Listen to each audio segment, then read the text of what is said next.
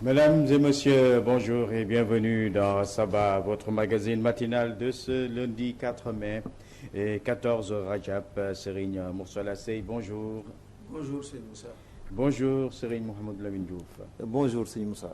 Nous allons démarrer par le Coran, la révélation faite au prophète Mohammed sallallahu alayhi wa sallam.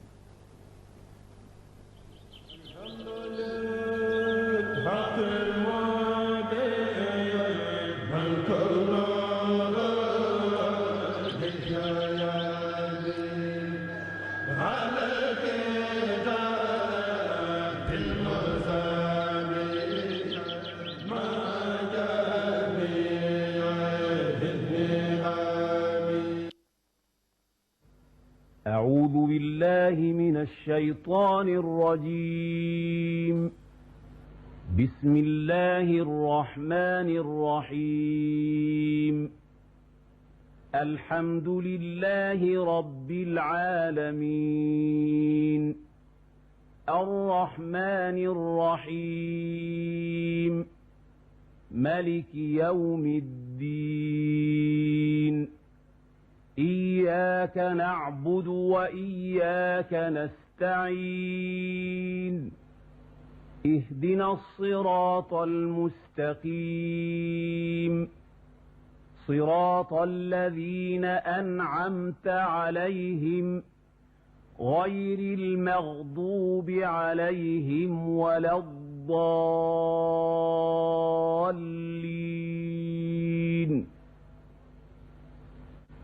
بسم الله الرحمن الرحيم.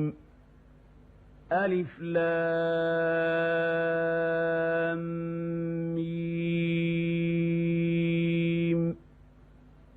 ذلك الكتاب لا ريب فيه هدى للمتقين. Sadaqallahu al-Azim wa balagha Rasoul al-Karim. Serigne Moursala Sey, donc je suppose que c'est la sourate la vache aujourd'hui. Oui, c'est bien trouvé. Il s'agit de la sourate la vache qui a été révélée au meilleur des envoyés alors qu'il était à Médine. Et nous nous intéressons particulièrement à la sourate 136. Et dans cette sourate, notre Seigneur le Très-Haut nous donne des recommandations.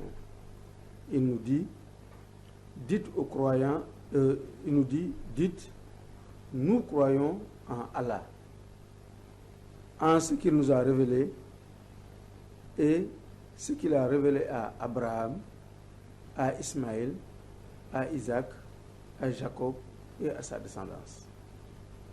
Nous croyons au message apporté par leur Seigneur à Moïse, à Jésus et à tous les autres prophètes, sans faire aucune distinction entre eux.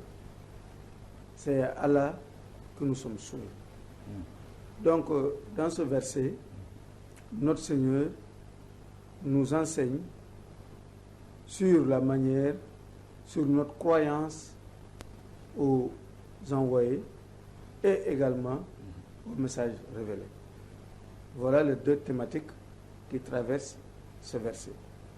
D'abord, quant aux envoyés, il nous demande de ne pas faire de distinction entre l'ensemble de ces envoyés. Et il faut dire que notre Seigneur a fait descendre Adam sur terre et il a éparpillé toute sa progéniture sur la surface de la terre, mais également il a choisi des personnes, il a choisi des envoyés, des prophètes auprès de l'ensemble de ces peuples disséminés un peu partout sur la terre. Ce sont ces personnes-là qu'on appelle les prophètes et les envoyés. Alors, le Coran nous dit qu'ils font dans leur totalité 124 000 prophètes et envoyés. Et parmi ces 124 000 prophètes envoyés, il y a 313 qui sont des envoyés auprès des peuples. Je pourrais dire assermentés. Et parmi ceux-ci également, le Coran nous révèle 25 personnes. Il nous cite nommément les noms dans le Saint-Coran. Mais il y a une information de taille qu'il nous donne.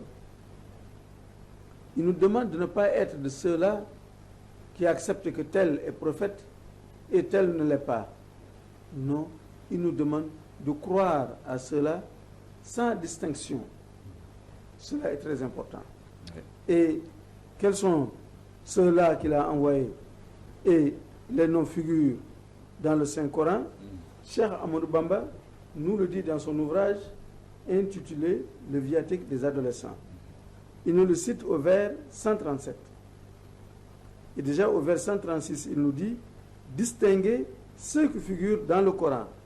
Leur nombre correspond à la valeur numérique du composé Kahun, Kaf 20, Ha 5, soit 25.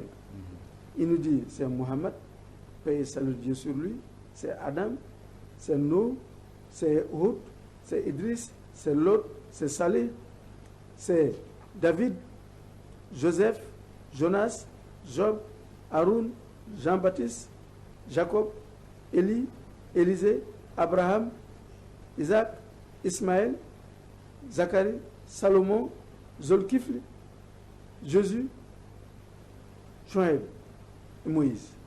Voilà les 20 qui figurent dans le Saint-Coran. On nous demande de croire en cela. Et Dieu notre Seigneur, parmi ces 20, il a également choisi encore 5 qui sont les poètes doués de constance ou de détermination. On les appelle les Ulul Azm. Et parmi ces 5, il a également choisi un qui est en tête, qui est leur chef. Il s'agit de Muhammad Rasulullah sallallahu alayhi wa sallam. Donc, voilà ce qu'on nous demande de croire. Croire aux anges, croire aux prophètes, croire aux décrets divins, croire aux livres révélés, croire croire à Dieu. Voilà le credo. Et ici, on nous apporte 2 points importants du credo. C'est croire aux prophètes, c'est également croire aux livres révélés. Quant aux livres révélés, il nous dit qu'il y a 104 livres révélés. 104 livres. Et il nous cite nommément 4 livres révélés auxquels nous devons croire dans le détail.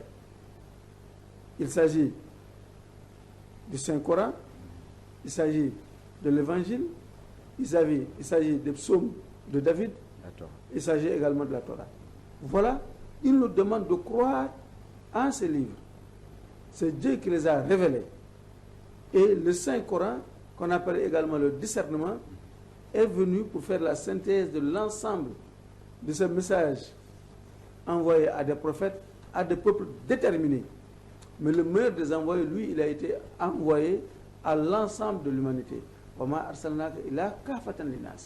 Il n'a pas été envoyé à un peuple déterminé, mais il est venu résumer l'ensemble des messages envoyés pour l'ensemble de l'humanité tout entière. Donc un message complet, le Saint-Coran, et un prophète universel pour tout l'islam. Voilà. Seigneur Mohamed Lamine Diouf, si nous entendons bien Serigne Mourtada Sy, à travers tout de suite cette démonstration, on peut comprendre que l'islam, c'est une seule religion, et tous les prophètes, tous ces messagers ont été envoyés par Dieu, et que tous ces livres également ont été révélés par notre Seigneur. Donc le message est un, unique, universel. Il n'y a pas de confusion entre les prophètes.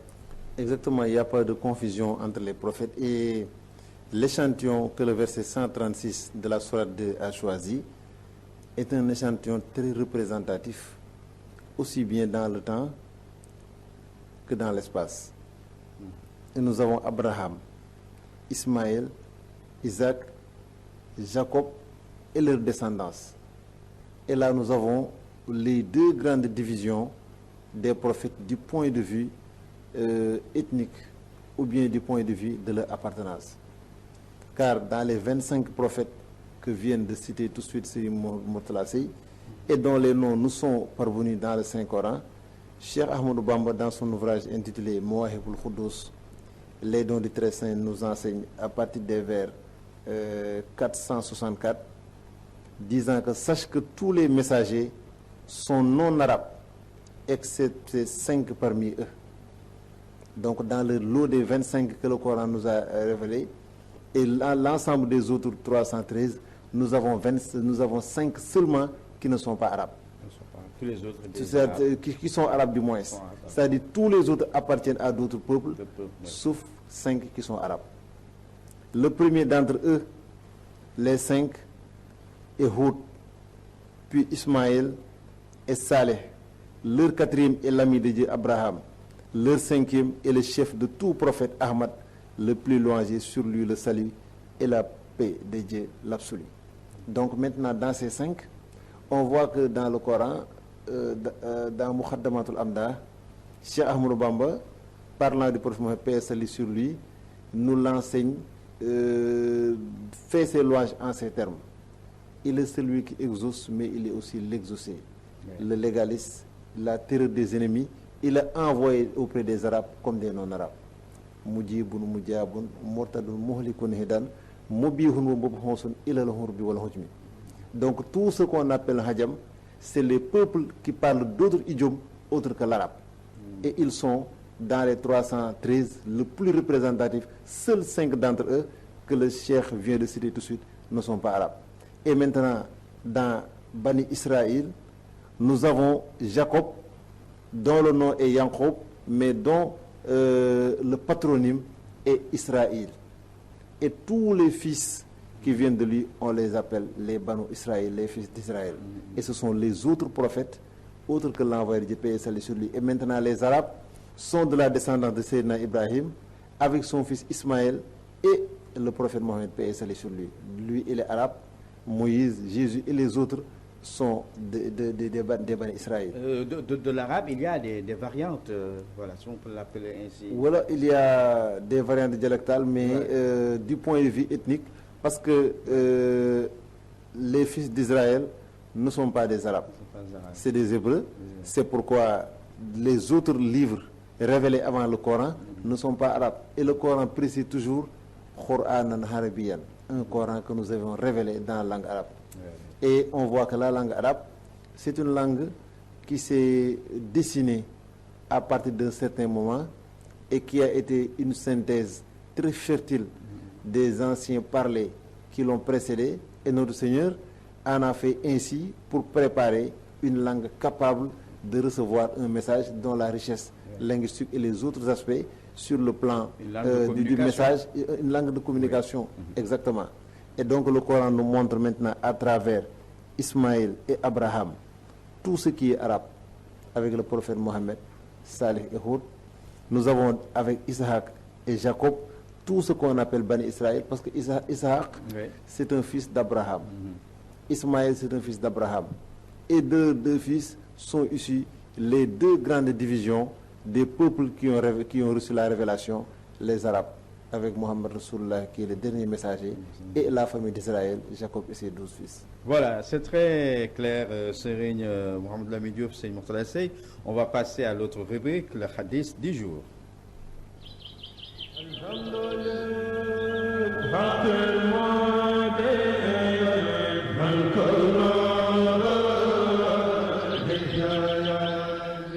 Serigne Mourtada Sey pour le hadith.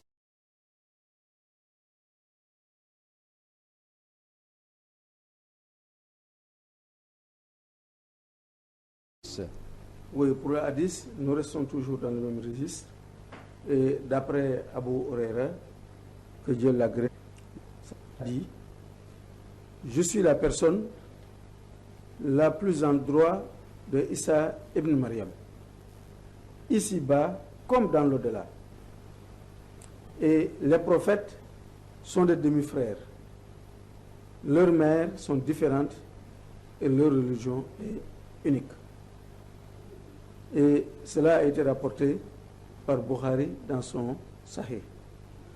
Donc, ce que nous constatons ici, c'est un hadith qui vient renforcer ce qui avait été dit à travers le verset coranique. Pour ceux qui croient qu'il y a une rupture entre le prophète Isa et le prophète Muhammad Rasulullah sallallahu alayhi wa sallam, il nous dit cela est une erreur et cela est une aberration. Car il n'y a point de rupture entre nous, les prophètes. Il y a une constante entre l'ensemble des prophètes, c'est le message islamique. Le message islamique d'Adam jusqu'au dernier des prophètes, Mohammed Rasulullah sallallahu alayhi wa sallam, a été invariant. C'est quoi? C'est croire en un Dieu unique, qui n'a point d'associé depuis Adam jusqu'à la fin de la révélation avec le meilleur des envoyés. C'est ce message qui a traversé. Tous les prophètes qui ont été envoyés auprès d'un peuple quelconque ont toujours véhiculé ce message. Croire en Dieu, croire également en prophète, croire au décret divin, croire à la résurrection. Il ne faut pas être de ceux-là qui croient que ce monde ici-bas se limite ici, quand on meurt, tout est terminé. Non, il y a le jour ultime où l'on rendra compte. Croire également aux livres révélés. Donc voilà les articles de la foi, les 6 articles de la foi que tous les prophètes qui sont succédés d'Adam jusqu'au meilleur des envoyés ont révélé. C'est pour ça qu'il le dit que si les prophètes ont le même père. Voilà la continuité, la permanence où il n'y a jamais eu de rupture. Alors, si tel est le cas, ceux qui croient que Isa ibn Maryam appartient à d'autres ou que eux ils sont privilégiés d'Isa ibn Maryam, ils se trompent.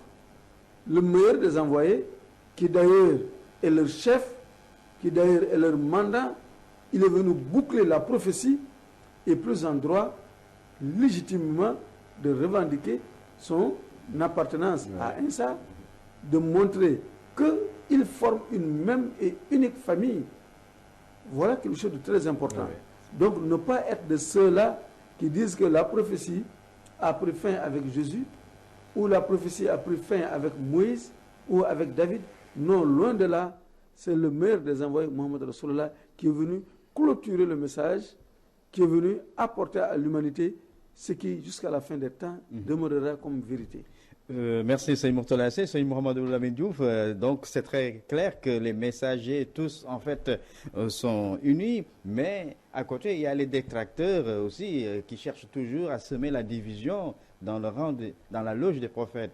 Voilà, et ce qui est important, c'est que comme Dieu fait bien les choses de façon, si on peut dire de façon impeccable, la première créature, notre aïeur Adam, a été un prophète que notre Seigneur a parachuté sur terre. Donc, personne ne viendra dire je ne savais pas comment, parce que la première personne à avoir été parachutée sur terre est déjà un prophète, porteur d'un message aux autres. Et d'Adam à Jésus, nous avons 312 prophètes qu'on désigne par les apôtres de la lignée biblique. Et là, la rupture est faite à partir du 313e envoyé, qui est Mohammed Rasulullah sallallahu alayhi wa sallam, qui a fait une synthèse de l'ensemble des aspects que nous voyons. Nous voyons dans le Coran qui nous parle de Suhuf Ibrahim ou Moussa. Et nous, les musulmans, nous croyons à ces aspects. Sur le plan de la révélation du credo de la foi musulmane, il y a 6 articles de foi à qui le musulman doit croire. Et parmi ceux-là, il y a les livres révélés, qui sont au nombre de 104. Les 103 ont été révélés à d'autres prophètes qui ne sont pas encore de la religion, parce que l'islam n'était pas encore venu. Et c'est le 104e qui est le Coran qui est révélé au prophète Mohammed sallallahu alayhi wa sallam. Et nous avons l'obligation de croire à ces 104 ouvrages sans distinction, mais nous avons également l'obligation de connaître les 4 livres par leur nom et sur les prophètes dans lesquels ils ont été révélés. La Torah avec Moïse, l'évangile avec Jésus, les psaumes avec David et le Coran avec Sayyidina Muhammad sallallahu alayhi wa sallam. Et on nous dit que lorsque l'envoyé de Dieu, paix et salut sur lui, était installé à Médine, il a trouvé les Juifs qui jeûnaient le 10e jour de Ashura. Et il leur demandait quelle est la raison qui les a poussés à jeûner un tel jour. Ils ont répondu que c'est le jour où le Seigneur avait accordé un succès, son pardon, mais également avait secouru à Moïse. Et il leur dit, je suis plus en droit de Moïse que vous, et c'est pour ça que ce jour a été instauré comme un jour important, un jour de jeûne dans l'islam. Et si on revisite encore ce 10e jour d'Ashura, on voit que les 25 prophètes dont le Coran nous parle, l'essentiel d'entre eux ont été soit pardonnés, à l'exemple de Sayyidina Adam, de Sayyidina Daoud. D'autres ont subi, d'autres ont eu en ce jour le secours providentiel de le Seigneur contre leurs ennemis. Abraham, Moïse, c'est la naissance de Sayyidina Isa, Jésus. C'est le jour de son ascension vers son Seigneur. C'est le jour où Yunus a été sorti du poisson qu'il avait avalé, etc., etc. Et beaucoup de prophètes, Joseph a été sorti du puits. Tous ces aspects sont des aspects des héritages de l'islam pour montrer que l'ensemble des prophètes étaient venus pour prêcher la seule parole de Dieu, Oui. qui est un Dieu unique, Oui. à qui on ne doit rien associer. Et aujourd'hui, cette religion qui a parachevé, en tout cas, toutes ces religions, donc, est l'islam, et aujourd'hui est la religion véridique, il faut le dire. Et quiconque recherche, Dieu le dit très clairement dans le Coran Tout-Puissant, quiconque recherche une religion autre que l'islam, cette religion ne sera pas point agréée, et que à l'au-delà, il sera du nombre des reprouvés. Exactement. Voilà. Donc, on va passer à présent à la rubrique sagesse du jour.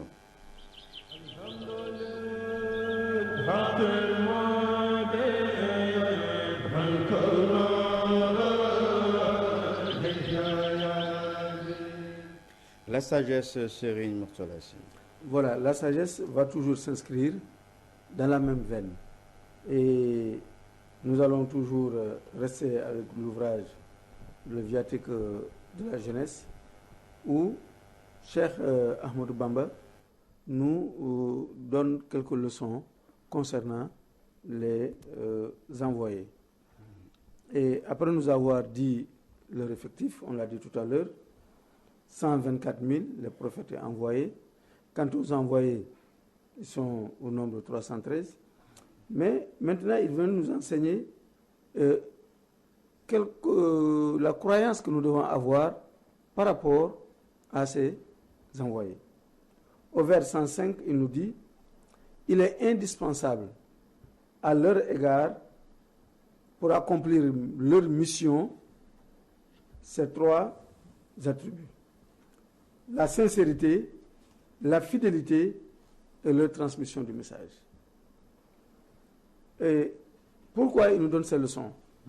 Nous ne devons pas être de ceux-là qui pensent que un prophète, plutôt un envoyé, s'il vient, il étudie le contexte, il étudie la situation, il peut dire, oui, le moment n'est pas propice, alors le message de Dieu, je ne le délivre pas.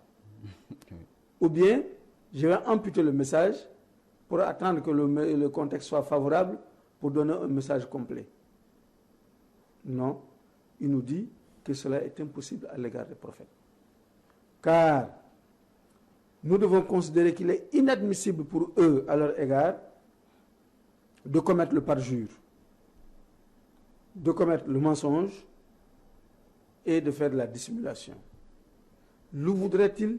Ils n'y arriveraient pas. Pourquoi? Parce qu'ils ont été créés de la sorte par notre Seigneur. Un prophète ne peut être parjure. Il ne peut cacher le message qu'il doit délivrer. Il ne peut amputer le message qu'il doit délivrer. Il ne peut ne pas délivrer le message. Il ne peut pas. C'est comme s'il a été programmé pour respecter cela. Alors, Cheikh Ahmadou Bamba nous dit, la sincérité du prophète, c'est communiquer exactement ce qui correspond à la réalité à rapporter. Exactement comme Dieu le demande. C'est là la sincérité à leur égard. Il dit également, quant à la fidélité à l'amana, il dit c'est la préservation de l'ensemble des organes du corps de commettre ce qui est illicite. Un prophète, il ne commet jamais ce qui est illicite. Il ne contrevient jamais aux recommandations de notre Seigneur. Donc il est un modèle accompli de ce qu'il dit. Il n'est pas comme une personne qui dit « Faites ce que j'ai dit, mais ne faites pas ce que je fais, car il m'arrive de déroger à la règle. » Non. Un prophète ne peut déroger à la règle. Il ne fait que ce qui a été recommandé. Et ensuite, leur transmission à tablir, il nous dit, consiste à exécuter l'ordre qu'ils ont reçu, à savoir communiquer la vérité aux créatures. Ils sont obligés de communiquer. La communication n'est jamais rompue. Ce qu'on leur demande de communiquer, ils le communiquent. Ils ne retiennent pas une partie pour dire une autre partie. Non, ils sont obligés. Ils ne peuvent faire autrement. Ils communiquent la totalité du message. Ce qui montre que maintenant, le contraire de ces trois attributs, concernant le mensonge, le parjure et la dissimulation, sont également impossibles à leur égard. Ouais. Seigneur Mohamed Lamine Diouf, ces messagers, donc, envoyés par le Seigneur, ont été préparés à une mission, et c'est une mission qu'ils ont accomplie de manière spectaculaire parce qu'ils ne pouvaient pas déroger à la règle. Voilà, ils ne pouvaient pas déroger à la règle. Et nous avons ici toute l'importance et l'intelligence du verset que nous avons étudié tout de suite, le verset 136, qui nous a cité des prophètes dont la citation n'est pas fortuite. Abraham, Jacob, Isaac et Ismaël. Et on voit dans cet aspect tout ce qu'il faut croire sur les prophètes, et le Coran nous dit qu'il y a 25 parmi eux que nous devons connaître les noms. Si Moutla vient de les citer tout de suite. Mais nous avons la différence entre un prophète